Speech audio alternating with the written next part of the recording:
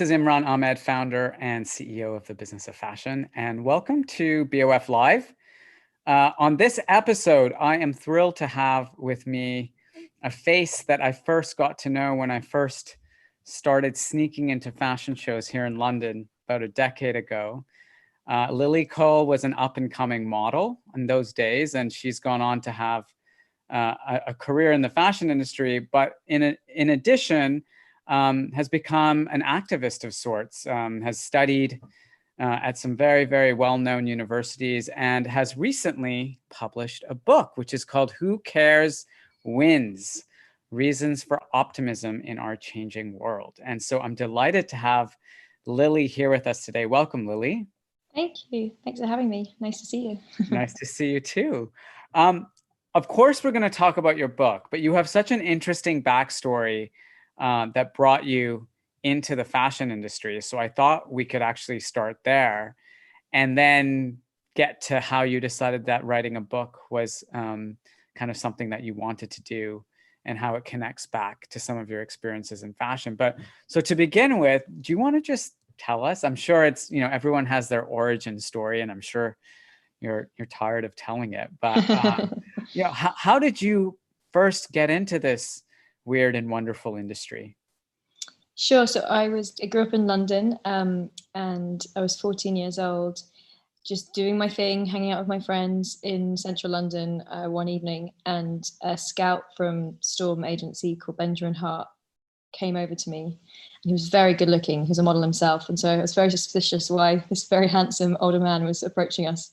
And then he talked about the agency and did I want to model, and gave me a business card. And within a year, I was kind of flying around the world and even that year I started working, but the next year things really took off. What was the moment when you feel like you really realized that you were going to become quite a big deal in the fashion industry? Was there, a specific opportunity that you It's probably a few moments. When I was 16, when I was 15, I was in New York and I opened Anna Sui's show, and I just shot a campaign, an editorial with Steven Meisel. And at the time I'd never heard of him, I didn't know anything about fashion. So I didn't know what the meaning of that was. But when I was in New York for the show, I could kind of sense the buzz around him and his work, and the fact that I'd worked with him. And so I got a sense of it then. And then I also remember another moment when I was back in London, and I was on a motorbike going between shows, which, when, as you'll probably know well, when models are doing tons of shows, I was trying to fit like 5 in a day sometimes. And so I was getting a motorbike between the shows so I could make them. And I had this moment on the back of this motorbike, probably 15, 16 years old, going through central London and seeing my face on the side of these red buses. And I was just like, whoa, it was like made it feel real in a very surreal way. So I was warned this would happen, that Imran has patchy internet, I guess. So I guess I'm just going to have to riff to whoever's here watching. I'll answer the second part maybe of Imran's question, which is how I went from fashion into writing a book, which is obviously a big jump. But I do start the book writing about fashion and how the experiences I had in fashion took me on a journey, a long and winding journey that I'm still on, and which the book is a product of. So after a few years working in the fashion industry, I started to become more and more aware of some of the challenges with different supply chains. I was made aware of a few of the companies I was working with that they were having potentially like very damaging impacts on the people or the environment within which they're working. And I started working with a charity called the Environmental Justice Foundation, who I still work with, who drew my attention to cotton and how cotton farming can be really destructive. And I started to feel very kind of conflicted, I guess, because I felt quite responsible for what I was advertising and who I was working for. And I decided, instead of focusing on the negative, which, of course we can, I wanted to focus on the positive and the fact that there are different ways that supply chains can be set up and managed that can be incredibly positive, and that there is such a thing as, sustainable fashion and fair trade. And so I started working either with companies or founding companies or with NGOs, looking specifically at kind of positive supply chains. The first example was when I went to Botswana, and I met these women who were hand making really incredibly beautiful jewelry out of ostrich eggshells. And we just set up a kind of simple trade initiative to try and get those sold in London, with all the money going back to the community. I then went to India to look at how a carbon neutral organic cotton t-shirt can be made from the organic farm all the way through to dye plants where they recycle the water. There, you're back. Hello. I was just riffing while you're gone. I'm so sorry. I don't know what's going on with the extreme heat in London, but my computer. Yeah. So I've now logged in from my iPad, so hopefully it'll be okay. It's global warming. It's all going to melt down. Our internet's going to crash on us. Exactly. I'm really sorry about that. So you've talked us through kind of some of your key moments. I mean, and then you ultimately decided to leave the industry and kind of take a break for a while. Yeah. So Imran, I don't know if you missed what I was saying, but I completely missed it. Yeah. Okay. Sorry. So what I was saying was that I kind of started with the way into fashion, and then how that got me into looking at supply chains, and that I tried to focus on like positive versions of creating products as opposed to the negative ones. So yeah, sorry, what was your question? So, at some point you decided to kind of pause your modeling career, right? You just decided it wasn't for you. I mean, what happened? It wasn't like an absolute moment. It was kind of incremental, that I was actually always doing modeling part-time. So even at the height of my modeling career, I was in school still, and then I was in university. So I was always doing it as a kind of, juggling act on the side. I had other interests. I mean, I started acting professionally when I was 17-ish. Having done stuff actually when I was a kid as an kid actor actually. So I had all these other interests in me. I wanted to go to university. I had this kind of social political ideas or projects. And so it wasn't that I was leaving modeling so much as I just didn't have that much time for it. I had less and less time. And then coupled with that, I was becoming more and more picky about who I felt comfortable working with, because I didn't want to promote brands that I felt, didn't align with my values and what I was learning. And inevitably that meant I was doing less and less. And then at some point it was like, okay, well, I'm not doing any anymore. And I did stop absolutely for a while. And then actually about a year ago, I was asked to do a friend's show. And I was quite surprised by my reaction. I was like, actually, yeah, that would be kind of fun. And you're an awesome designer. And so I've kind of got a slightly more open attitude now without doing it very much. Which designer was it? I did Simone Rocha's show. And then I also did a McQueen show last year. Okay. Yeah. Well, those are amazing brands. And I guess sometimes, it just takes a little bit of a break to appreciate something that you once did so much. And there is, I talk about the supply stuff because that's from an environmental and social side so important to me. But of course, the creative side of fashion, I've always loved, and that's never left, and I do have so much respect for the creativity in that industry. So it's nice to find ways to stay connected to that world for sure. Right. Lily, let's talk about your new book because, first of all, the timing for a book on kind of the state of the world is kind of incredible. But tell us about where the book kind of came from, the idea for it. And while you do that, I have to rush away because someone's literally just buzzed my door. I'm sorry, but keep going. I'll be right back. I'm listening. The funniest interview ever. Yeah. Hi everyone again. I'm by myself.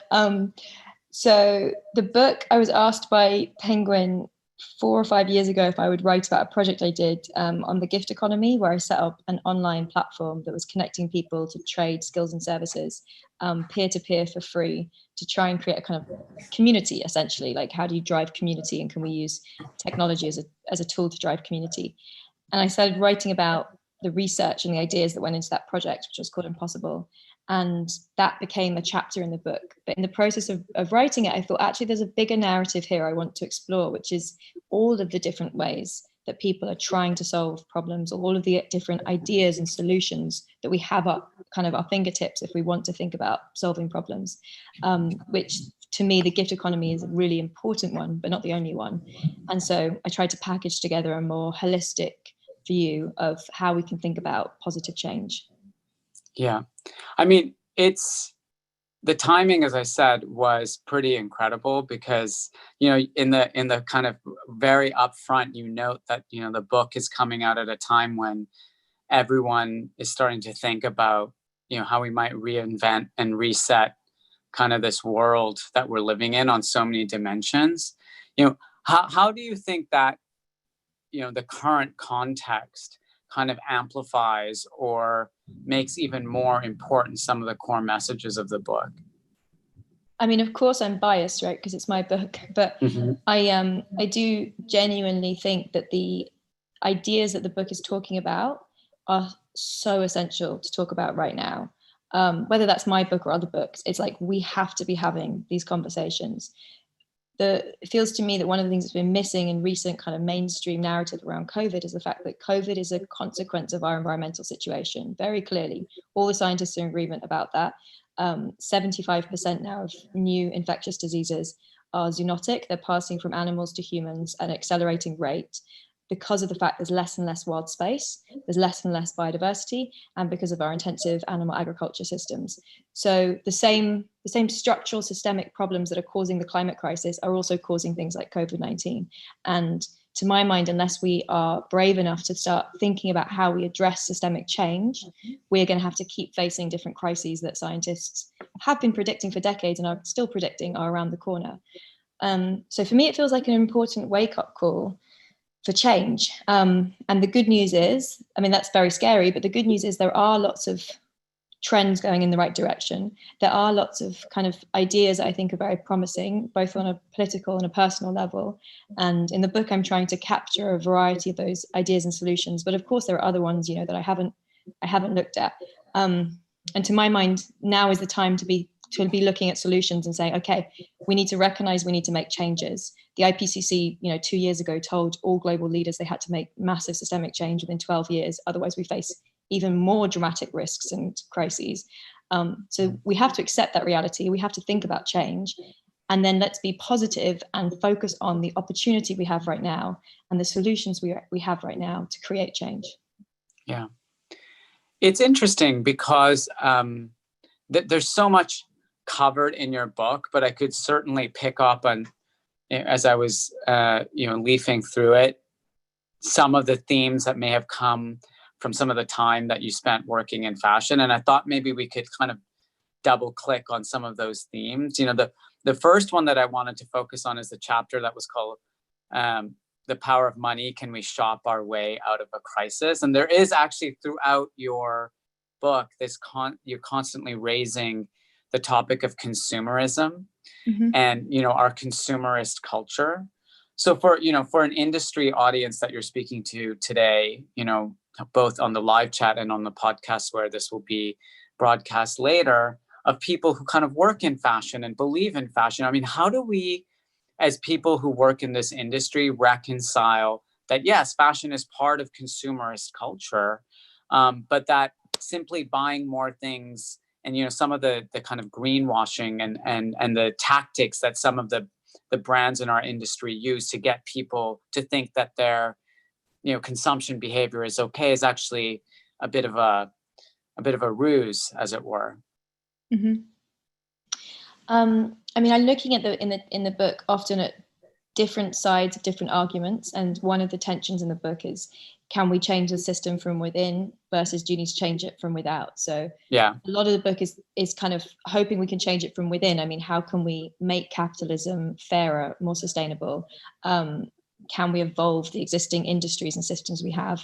And then I look kind of conversely at what we can learn from indigenous communities and alternative systems at the end. So that the first half of that narrative, which is can we change it from within, which I'm still hopeful we can, is where any industry like fashion has an important role to play. And you would have a kind of maybe polarization between environmentalists some who would argue we just need to stop shopping, period, and that fashion should just stop making new things and we should just only buy secondhand. And there are some environmentalists advocating that and saying that. And then you'll have others that say, no, like we have to accept the reality that people want new stuff.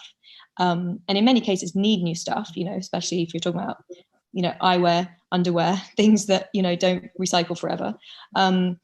That if we're going to be making new stuff, we have to make it in a better way, and that we have to kind of innovate our existing desires and our existing systems into better versions of themselves.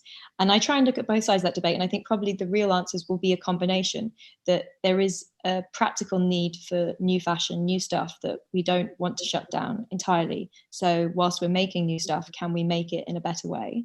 And then at the same time, can we think about clever business models that don't require people just buying new stuff every 10 minutes to make them economically sustainable? And I think there has been a rise in, I'd be interested in your thoughts too, but from my perspective, working in the kind of sustainable fashion space now for over 10 years, it feels like there's been a rise both in supply chain management, so like much kind of better understandings of the impacts of supply chains, the needs to improve them, and also more and more kind of platforms that are thinking about new types of business models, circular business models, that are driving sustainability in a different way. Yeah, it's interesting because some people say when you talk about circular business models, I know there's some people that are actually quite skeptical of them because they say it kind of gives people the excuse that if they buy something and then it's, it can be recycled or can be passed on to someone else, that's an excuse to continue consuming. The thing that I wonder about in both of those solutions is they kind of both imply that we should buy less stuff, and that involves almost by definition a shrinking of the fashion industry from a scale standpoint. And I'm sure it's like a $2.5 trillion industry, and lots of jobs and livelihoods depend on some of these clothes being manufactured. So do you think that's an inevitability, that actually the industry and consumerist culture in general means that we just have to shrink the size of the economy and the size of the industries that kind of drive consumption? That's a big but powerful and important question. I don't look at that question specifically with regards to fashion, but I do look at it with regards to capitalism in general. And I spend a chapter of the book looking at kind of degrowth, slow growth. And there are a lot of kind of thinkers that would argue that actually the kind of overall obsession with GDP and financial growth as our like main metric is at the heart of the problem, and that we need to be thinking about growth maybe in a slower way, and also thinking about the other things that we want to grow, happiness, health, environmental sustainability, like what are the other metrics that we want to track alongside economic growth. In terms of the industry shrinking or contracting, that's the kind of the answer to that is in the answer to the bigger question around capitalism, which is too big a question for me to pretend I know the answer to, and that's why I explore both sides. But I would say that is not the only solution at this point in time.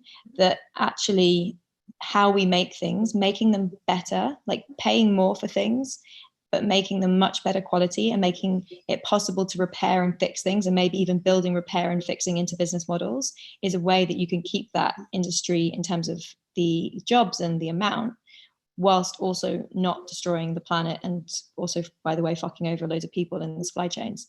So for me, it's about kind of quality rather than quantity, and actually in a funny way, loving fashion more, loving material things more, not less. Like the more we love stuff, the more we respect objects, and we respect the kind of craftsmanship and the physical labor and the materials that have gone into making something, the less wasteful we become as a society, and the more likely we are then to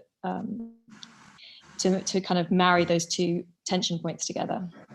Yeah, I mean, the other day I shared on Instagram a little kind of diagram that some organization in the sustainability space created, with kind of comparing the metrics of wearing kind of an inexpensive coat from a kind of fast fashion retailer that maybe costs $50 and only wearing it a few times, and comparing that to a jacket that costs $500 and being able to wear it for a much longer period of time, many, many more times per year. And I shared it on my Instagram. And interestingly, I guess people started writing back to me, and it says, well, this pre-assumes that someone actually has the money to spend £500 on a jacket, and not everybody does. And for some people, the reason they're going to some of these, retailers that offer, fairly cheap product that's not particularly well made, that doesn't necessarily last,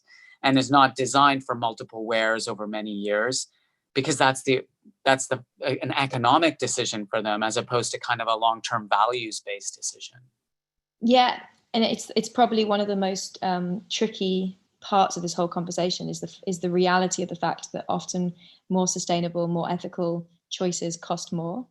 And it's something I look at again in detail in the book in terms of why that is politically. And almost everybody I interviewed for the book, from very kind of wide spectrum of positions, almost all said that there's a kind of false economy we have where we're not pricing in pollution and we're not pricing in carbon and we're not pricing in the cost of doing things badly, so that things can seem cheap, but they're not cheap. You know that phrase, if something's cheap, someone else is paying for it. You know, if you're not paying people properly for their labor, you're exacerbating inequality and you're keeping other people in poverty.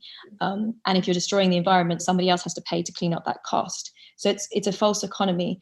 And I think of people like my mum, who grew up in a mountain in Wales with no money, but would, like, the cost of clothes in her memory was higher at that point than it is now. But there was an attitude that was very different. You just wouldn't buy very much and you would reuse it and you would fix it and it would last a long time. When she moved to London, made her own clothes because she couldn't afford to buy new. So I'm just saying, I guess I'm using that as an example to say that I don't think that just buying kind of fast fashion or cheap food is the only solution. You know, I think it's actually about, like, maybe shifting our mindset. Buying secondhand clothes, for example, is often cheap and cheaper. Buying something, as you're saying, like, it doesn't have to be $500, but buying something once that's high quality, that's going to last you 10 years, actually is probably cheaper than buying over and over again. So I think it's tricky, but it's a little bit sometimes like a false economy when you dig into those numbers. Yeah, certainly on a per wear basis, if someone has the wherewithal to kind of think it through that way and say, actually, I'm going to wear this for much longer and I'm going to wear it many more times. Therefore, you know, each time I wear it, it's costing me less on average than wearing a cheaper garment that I eventually throw away. I mean, one of the arguments you made in your book, which I think is really compelling, is actually there are costs in the way many of us behave when it comes to the fashion industry today. We're just deferring those costs to the future. Yeah. You can't avoid those costs. Yeah. And interestingly, I grew up without much money, and I remember, like, early when I was like probably 12 or something, one of those fast fashion stores opened near my house, and I devoured it. You know, it was so amazing that I could suddenly get all this stuff.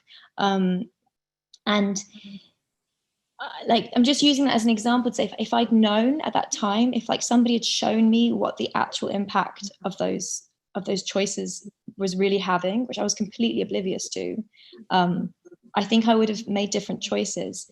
And yes, I probably would have then had a lot less stuff, but I probably wouldn't have walked around naked. You know, I'd have just had to have made peace with having less stuff, you know, and thinking about buying in a different way, like from Portobello Market secondhand, for example. Do you think, you know, based on the research in your book, that maybe the generation of young people that are kind of emerging now, the kind of very famous Gen Zs, that they actually think about fashion and consumption in the way that you wished you had back then when you first saw the fast fashion? Because there's kind of a split view on this. There's some people say, you know, the Gen Zs are like highly politically aware. They're aware of the climate. They grew up, you know, with fear around climate change, and it's kind of, you know, baked into who they are as a generation. And then, you know, kind of the naysayers will say, well, they say they care about this stuff, but when it comes to their actual behavior, they're still buying these, you know, cheap clothes made in kind of, you know, maybe unconscionable conditions by people who are not paid fairly in ways that are damaging to the environment. You know, what do you think of this generation that's coming up now? I mean, I've read the surveys and the data that suggest that the younger generations do care more. Like, they care more whether brands have values. You know, that doesn't mean everyone cares. It doesn't mean, as you say, that, like, what you say you live, and there aren't contradictions. I'm sure there are many contradictions. Yeah. But it does seem that there is a kind of bigger awareness in younger generations than there has been. And that gives me kind of hope that things are going in the right direction. And I think that's reflected by the fact that the industry is also shifting in that way. And that, for example, when there was the scandal recently in the media about Boohoo paying people less than minimum wage, I thought it was interesting that their share value immediately apparently dropped $1 billion plus, because that just shows that actually the market valuation expects consumers to care, expects consumers to read that news, which is a lot of young people, because I think the audience is predominantly young, to read that news and to be put off buying into them as a consequence. And so that's quite a tangible reflection of the fact that people do care when they're given, not all, but a lot of people do care when they're given transparency and information. And another thing I'll throw in that a friend of mine said to me on this point, because I've been talking about it a lot actually in recent days, about why, you know, like why more sustainable choices are more expensive. And she was just like, you have to also reframe the narrative. That's like, why have we created such an unequal society that makes it too expensive for many people? Because that's also part of the problem. Like, why is it only a kind of certain type of person can afford to buy better? You know, that actually, if you think about inequality and the fact that we've got escalating inequality in our society, that's also part of the problem. It doesn't simplify it, makes it in a way maybe more complex, but it shifts the focus from making consumers guilty to actually thinking about how do we create the political change we need to make our society more equal. Mm. Another theme that you explore later on in the book is about power and privilege. And, you know, that's obviously been a discussion that's been right at the forefront over the past few months, as we've seen, you know, powerful people all around the world being called to account for some of their behavior. What role do you think the fashion industry has to play in this kind of wider conversation? It's a very, you know, visible, powerful, influential industry that can really shift culture and shift some of the attitudes that you and I've been discussing today around consumption and, you know, social responsibility and each individual's personal ability to influence, you know, the world in which we live. That's probably one of the reasons I find fashion so particular and interesting, that it's like fashion is like every other industry in terms of, you know, analyzing its impact through supply chains and consumption and planned obsolescence and all that stuff.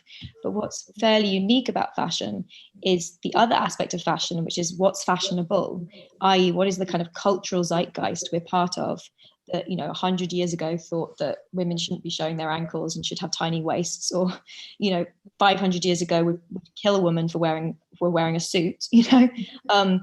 Like what is the kind of culture value system that we're reflecting through fashion, because that's much deeper and more pervasive and affects then all other aspects of society. And in that aspect, I think, yeah, fashion has a really kind of critical role to play in terms of shaping our value systems around what is the culture we want to be part of, what is the culture we want to grow and move towards. And I mean, it's not perfect, but I think fashion's done a good job actually at championing diversity and kind of being being at the forefront of a kind of open-minded, progressive worldview in many ways. So I see that as a real positive. And when it comes to sustainability, I'm only going off my kind of very subjective experience, but it felt to me 10, 15 years ago in the sustainable fashion space that it was a little bit like anti-fashion, but it certainly wasn't very fashionable, wasn't very cool. And I felt like in a bit of a niche working in that space. Whereas now it feels like it's much more fashionable, and like most of the brands, a lot of people really want to talk about this. They really want to be part of these conversations because I think people get how important it is. So that feels positive to me, that shift. Would you agree? Would you say you've seen it go in that direction? Yeah, I mean, I think, you know, 10 years ago when people talked about sustainable fashion, most kind of cool fashion people would roll their eyes a little bit and kind of imagine, you know, what in Canada we used to call granolas, you know, like people who wear, you know, hemp. And, you know, it was just this like very, very specific idea of what sustainable fashion means. You get an instant image in your head. But now I think the topic around sustainability and growing awareness of the climate crisis has made everyone really much more aware that, no, this is not really about, you know, a fringe issue that some small group of people is, you know, banging on about. It's, you know, a proven scientific fact. We're all experiencing it right now here in London, right? Like global warming, you know, and the shifts in, you know, the climate are becoming, even perceptible at a human level now. And you talk in your book a lot about being a frog. At the beginning, you talk about the frog who's put in warm water versus the frog who's put in boiling water. And we're clearly been in warm water, and it's been getting warmer and warmer and warmer. And so I think the awareness level now is there. I guess it's up to us now to figure out, as an industry, how we change, so that now that it's no longer unfashionable to talk about sustainability, like how do we really integrate it into the way so many companies behave? So the awareness bit is there, but I think from a behavioral standpoint, from an actual operational standpoint, it seems like we still have a really, really long way to go. Mm-hmm. One of the things that I often talk to our team about is the role of design in sustainability, because so much of the decisions that are made in the design processes are ultimately what creates that carbon footprint down the road. Do you have any thoughts on that as you've talked to designers and various people for the book? Yeah, I think design has a really critical role to play, because designers are often thought leaders and they're solving problems. And arguably, I mean, actually the company I have, Impossible, we have a whole kind of design framework that we've worked on called planet-centric design. That's a kind of a response to what's known, you may know well, of user-centric design, what's been the kind of dominant way of designing products for a long time, especially in technology, is user-centric. So how do you speak to a user's biases and needs so that you'll get them to click, so that you'll get them to buy? Like how do you make things as convenient basically as possible, has been the by and large methodology for a long time. And shifting that to see the user as not an individual atomized thing, but actually a part of community, a part of this like living environment that we are connected to, i.e. the planet, is really important, I think, to put at the beginning of the design process, so that we design products in a solution-based rather than problem-based way. I was talking recently with Ellen MacArthur. I think they're doing quite interesting work looking at circular design and how do you design in a circular way. And an example, I'll give you a few examples. Like right now I have a company called Wires Glasses. We produce the glasses using bioplastic that comes from castor bean, and it's 3D printing because that uses a lot less material than most glasses manufacturer cuts it out and then throws away a lot of plastic. We've just designed face masks that hang from glasses to go with it. And we're using offcuts from designers that I've asked, Simone Rocha right now, and then we have another designer we're bringing on board next month. So we're using waste of their fabrics, we're using organic cotton, and we're employing tailors in the UK who are actually out of work right now because the theatre industry is shut down. I'm giving you that as an example to say in instances like that, the product can feel positive and it can feel like it's actually being a solution as opposed to a problem. I worked on another product years ago, which I think was really, the sourcing was really amazing, with WWF looking at the wild rubber trade in the Amazon. Most deforestation, if not all, in the Amazon is economically driven. It's 90% because of animal agriculture. It's often local farmers who are trying to make a living on small scale farms, making hard decisions about how they're going to feed their families. And the reality is that they'll often make more money by clearing the forests than they will by keeping the forests. And so our logic was, how do you pay local people to make a living from the forest? So you're economically incentivizing them to protect the forest. And we started working on wild rubber. They already existed, but like scaling out wild rubber products. So I designed trainers with the French company Veja that have wild rubber in their soles of the shoes. We looked at wild rubber condoms, actually, which I was quite keen to get off the ground. Vivienne Westwood did a wild rubber dress with me, and I did jewelry too. And that was really exciting because that was an example of a product where the more demand you have, the more positive impact you have. It's like in most instances you want people to consume less and reduce, right. But there are some instances where it's like, actually the more you buy this, the more good you're going to do. So I think fashion and all designers have to try maybe and think in that way, which is like, what is the impact of what I'm designing, and can that impact be positive, so that the more successful this product is, the more positive the impact socially and environmentally.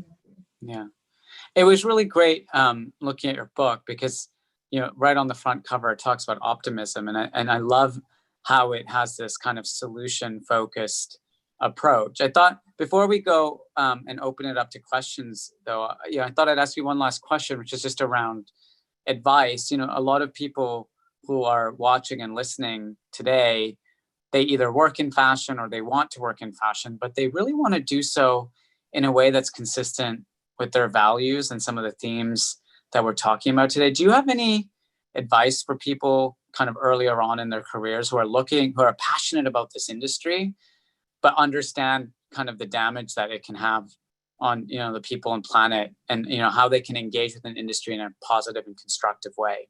Mm-hmm.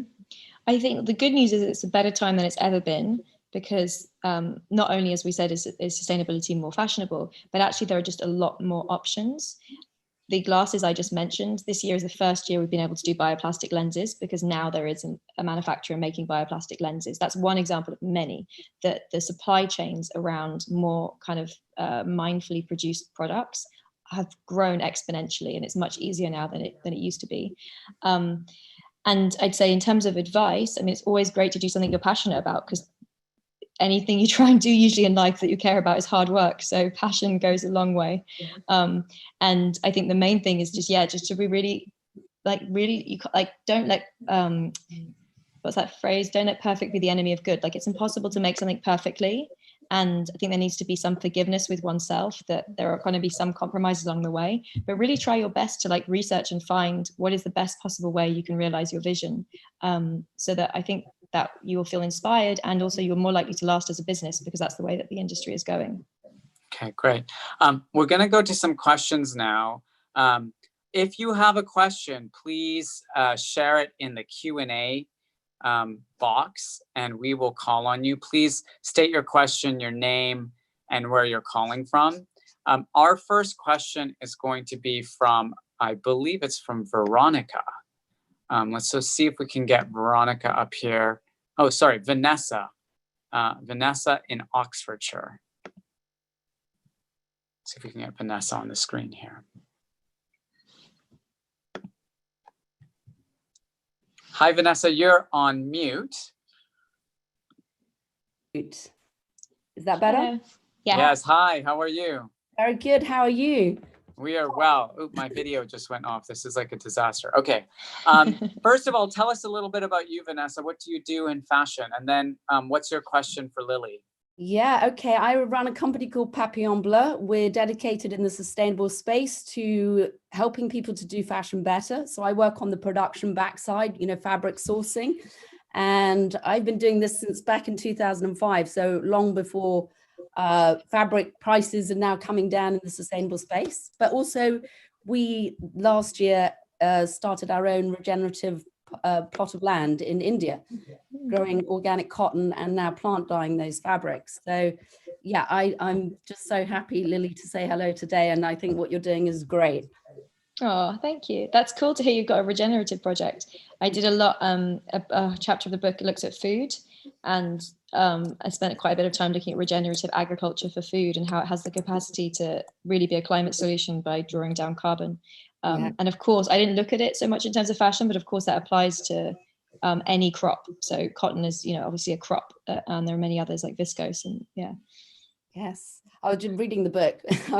Nice, cool. Chapter. It's a good one. So my question was that what are your thoughts about organic cotton versus regeneratively organic farmed cotton? Well, I feel like you're going to have to teach me, because I don't know much about regeneratively farmed cotton. I know much more about organic cotton. I know organic cotton is much, much better than conventional cotton for various different reasons, but feel free to go ahead and tell me why you think regenerative is even better.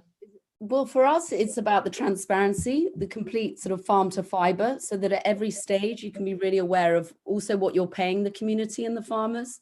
So I think that part of it, equally, you have the combination of the fact that you're feeding the soil, not putting pesticides in, and therefore, the sequestration of as well of the soil is carbon reversive. So I think that anybody that is trying to do, looking at solutions. But what makes it regenerative specifically, as opposed to just organic cotton?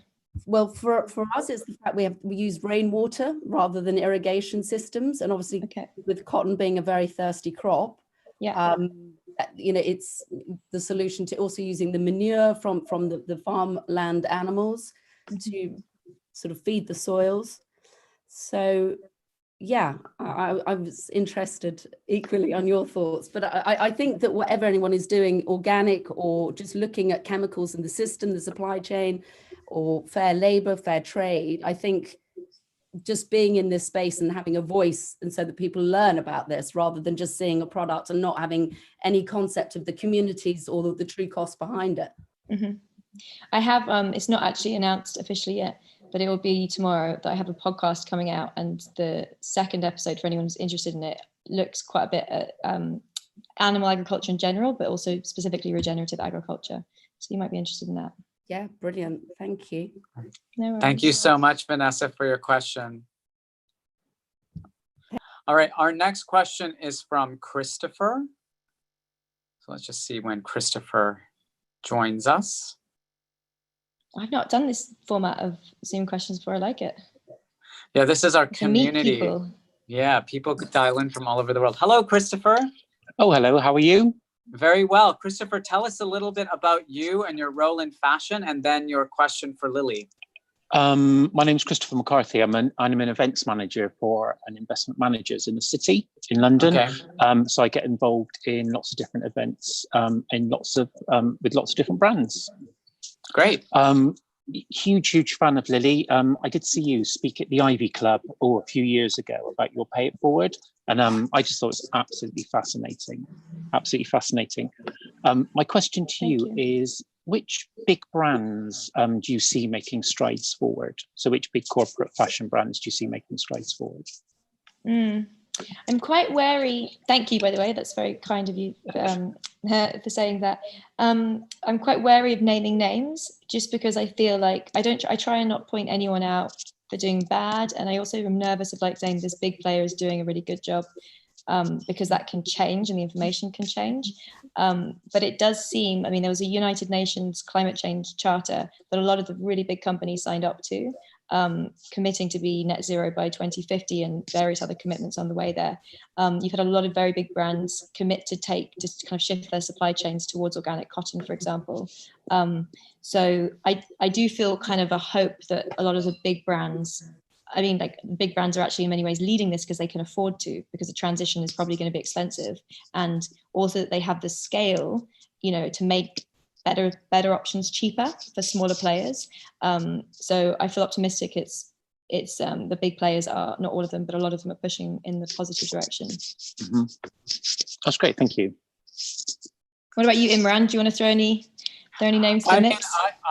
You're the expert here, but yeah, I mean, I think I agree with Lily, which is more companies are taking this seriously now and have more of a vested interest in thinking about some of the issues around sustainability. I believe, however, that there's still a long way to go. I think the awareness level is much higher than it was, say, 5 or 10 years ago. But in terms of actual practices, I think the intention is there. I think people often don't know where to start because these are such complex issues to solve. So making progress, but still at kind of beginning of this journey, I believe. Mm-hmm. That's great. Thank you. All right. I think we have one more question, which I would just like to check in on. There's a question from Kavya Virmani in India. Can we see if we can get Kavya on the screen?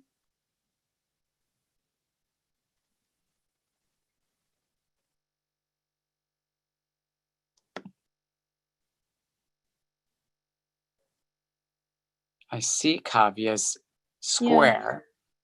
There she is. Hello. Hi. Hi, Kavya. How are you? Hello. I'm very fine. How are you? Very well. First, tell us a little bit about you. You're in India. Yes, I'm in Delhi, and I'm a recent fashion design graduate. Yes. And I wanted to ask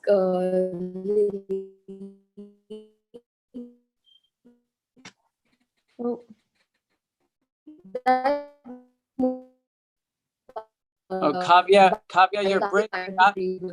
So how do they help in the carbon footprint?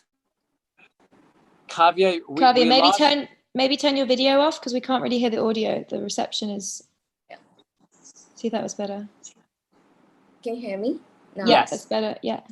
So my question is that most bioplastics are not biodegradable. So how do they reduce the carbon footprint? That's a very good point. I mean, it's not about carbon footprint so much. The carbon footprint is lower because it's not petroleum. Right now, 4% of oil usage goes into plastics. So anything that moves away from petroleum-based plastics is, in my mind, a positive, because you're moving away from the oil industry and there is an immediate carbon impact of that. Whereas bioplastics are used by biocrops, such as, for example, castor beans, which actually often those crops capture carbon in the process of growing the crops. So they're actually often either carbon neutral or carbon sequestering in the process of making them, which makes them much better than plastic. That being said, they're definitely not perfect. And the element I'd say that's most problematic right now is what you've pointed out, which is that they're often not biodegradable. And even the ones that are biodegradable, it's often very confusing to the consumer how to biodegrade them. Like if you need an industrial composting system, or if you can just throw them into your back garden compost. I have a back garden compost, and I've experimented over the last year with different composting packaging, that you get on food or whatever, putting it in the compost and seeing if it says it's going to compost, if it actually composts, and often it doesn't. So in that example, I would say the industry is going in a much better direction, and it's definitely, from my perspective, a much better alternative to plastics. But we haven't kind of solved that situation yet. But I would also argue there is like, it's really easy to demonize plastic, and there's been a lot of campaigns, in recent years against single-use against plastics. And I think that's been necessary for lots of reasons: the impact on the oceans, the fact that they're feeding the oil industry, and the fact that so many plastics are single use and they're not recycled, and that's essentially like wasteful and a disaster.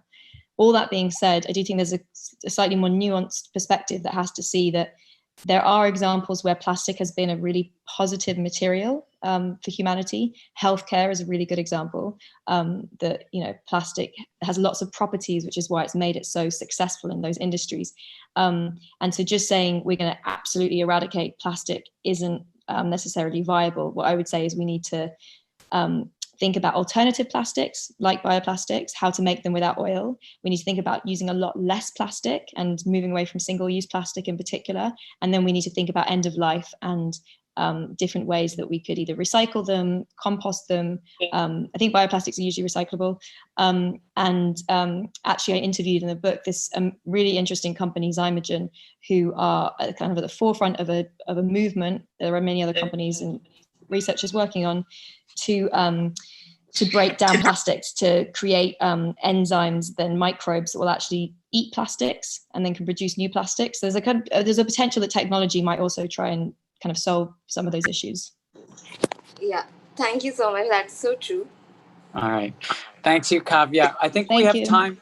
We have time for one more question from Veronica Lopez.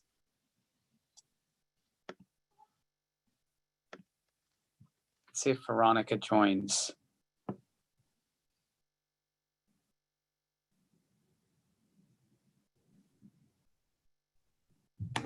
Hi. Hi, Veronica. How are you? Good, and you? Good. Where in the world are you today? I'm in Mexico City. Oh, amazing. Oh, wow. Cool. Yeah, in Mexico City. And my question was about education, because here in Mexico, I'm starting an education platform about sustainable fashion. And we have this difficult because it's not a priority here in Mexico, and a lot of third countries, it's not a priority. We have a lot of things going on, like in government with COVID right now. So it's difficult to make this, I don't know how to say it, like this click with the customers and also with the designers, because it's a new thing, like it's a new trend for, so say, here in Mexico. So it's difficult also to designers to teach them there's another ways to do things. They don't like it. So I don't know, we have these kind of platforms like here in Buff, or we have Fashion Revolution, but a lot of people, they don't know that they exist. They only know that exists like fast fashion and that's it. So what do you think about education? Also, because it's hard to find people in Mexico who wants to get on board, you know, like, yeah, I'm a company here in Mexico and I want to get on board with you and collaborate. And so, yeah, collaboration, I think, is the most difficult thing in education here in Mexico. So what's the question? Sorry. So education, how do you think that we can like attract, like I forgot the word in English, to sorry, to attract more people to sustainable fashion, because it's not their priority. So how can we, yeah. It's like, it's all about consumer awareness as well. And Yeah, I'd say, I mean, it's both, isn't it? Because the more consumer awareness you have, the more appetite you'll have from designers to speak to that awareness. I mean, I don't know the situation in Mexico, so I can't speak to that kind of cultural climate. But I do know, like me and Imran were saying, that when I started talking about these things 15 years ago, I had a similar feeling where I felt like it made me uncool, and a lot of people didn't want to hear it, and a lot of people weren't interested, and all you can do is just speak your truth, right? And share information. And you will find a lot of people, once they start understanding actually how serious these issues are and how massive these impacts are, that a lot of people do care. What's stopping them from caring, I think, is just a lack of awareness in the first place. And that's not to say you'll convert everyone, but I think just speaking your truth, you know, not expecting you to like change the whole country or the whole world, but that if you can speak your truth to a small community of people around you and bring awareness into their lives, then that's all you can do, you know, and then you'll see what happens. I can't help but think there's only going to become more awareness, because the reality of the climate crisis is so on us. You know, as Imran's saying, like the weather right now in Europe is insane. I was in hailstorms yesterday in France that I've never experienced in my life. I'd just driven over from the UK where it was 35 degrees on the weekend, which I've never experienced in my life. I couldn't sleep at night. I thought I was in India. We're having COVID, you know, like there's so many signals that the crisis isn't some like future thing that we're like worried about. It's like, no, this is exactly what scientists have been saying is going to happen, is happening now. And we have to like rise up to that and wake up to that and do whatever we can in our small ways or our big ways to face that reality. So all I'm trying to say is I think that in the years to come, there will be increasing awareness and increasing appetite, because I don't think the situation is going to magically solve itself without change. Yeah, can I say another thing? Yeah, very quickly. We're almost out of time. Yeah, and also I want like an advisement with designers, because I'm not in the fashion industry. I'm an accountant. So I have been studying. I have been studying sustainable fashion for the last 5 years. I went to London to study in the Center of Sustainable Fashion. I went to Florence. But when I come here in Mexico, I just arrived this year, and they are like, I don't want to collaborate with you. I don't know you. Who are you? Yeah. How do you both of you, do you have some, I don't know, something like, how can I break this idea out in fashion? Because it's hard when you're not like inside fashion. What, do you want to be an accountant in fashion, or you want to be a designer? No, I am doing this platform in education. We having a conference also in October. I wanted to make it free, but I cannot afford it. Yeah. So we're looking for collaboration or brands to pay for money to make it free.